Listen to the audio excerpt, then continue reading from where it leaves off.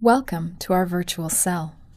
It's time to climb into one of our cell submarines and take a virtual tour of our cellular landscape. Looking straight ahead, you should see a large blue object studded with small yellow openings. That is the nucleus of the cell. It will be our first stop today. The nucleus is uniquely recognizable by the system of pores embedded within its outer membrane. Biological materials move in and out through these pores. They are the communication channel between the internal world of the nucleus and the cellular cytoplasm. The nucleus contains the vast majority of the DNA in the cell. The DNA contains all of the genetic information necessary to carry out all of the functions of the cell, as well as the tissues and organs in which the cell can be found. That information is mobilized first by the process of transcription. Let's pause and take a short look at the process.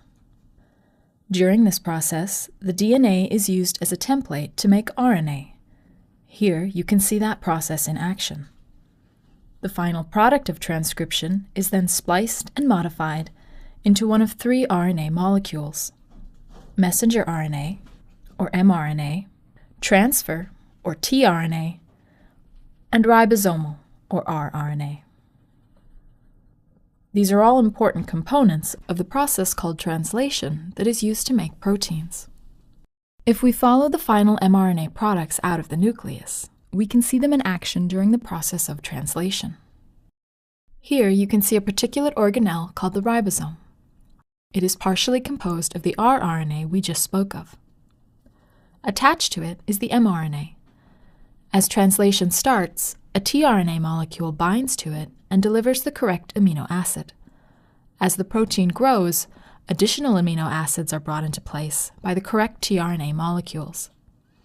The correct tRNA is determined by triplet codes found in the mRNA. Proteins are the product of translation. Although some of these proteins stay within the cytoplasm, others are trafficked to different locations within the cell, and some are exported from the cell. Most of this trafficking involves the endoplasmic reticulum, or ER, and the Golgi apparatus. We are now looking at the ER, or endoplasmic reticulum. Some of the cell's ribosomes are attached to the ER, and the proteins they manufacture are inserted directly into the space inside the ER. Those proteins can be packaged into vesicles, which depart the ER and migrate to the Golgi apparatus. Here, the vesicles merge to form a Golgi cisterna, with the proteins located inside the cisterna's membrane. As the cisterna matures, enzymes inside can modify the protein. This modification creates a molecular tag that is used to target the protein to a specific cellular location. Eventually, the cisterna will mature into the trans-Golgi network. From here, vesicles can deliver proteins to cellular locations such as the endosome or the cell membrane, where the proteins can be embedded or exported from the cell. Once proteins have been translated, they can also be delivered to other organelles in the cell, such as the mitochondria and the chloroplast. Delivery here is by a different process. Some proteins are produced with transit peptides. These are specialized sequences on the end of the protein, recognized by pores in the mitochondrial membrane. With the help of additional specialized proteins, the protein is delivered into the organelle. Transport to the chloroplast involves a similar process.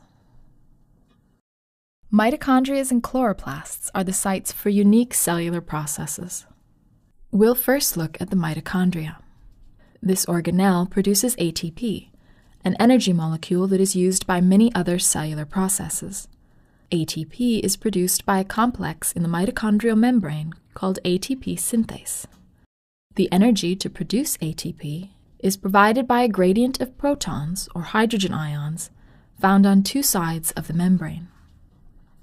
Protons flow from the area of high concentration through the ATP synthase to the area of low concentration.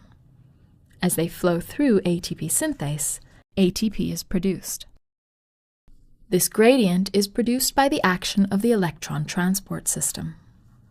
As electrons are passed from one carrier to another in the system, protons are pumped across the membrane.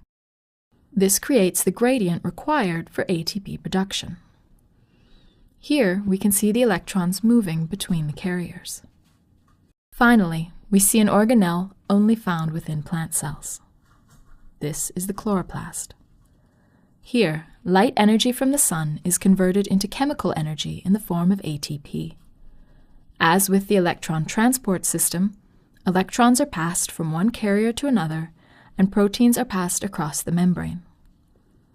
The gradient this creates produces ATP by a similar ATP synthase complex. It begins with a photon of light that produces the energy necessary to release an electron down the carrier chain. Here you can see the electron moving between the carriers, along with ATP being produced by ATP synthase. And that brings us to the end of our tour. There are many processes going on within our virtual cell, and this trip featured only a few of the major functions. We are always working to expand our collection and hope you will return to explore our newest additions.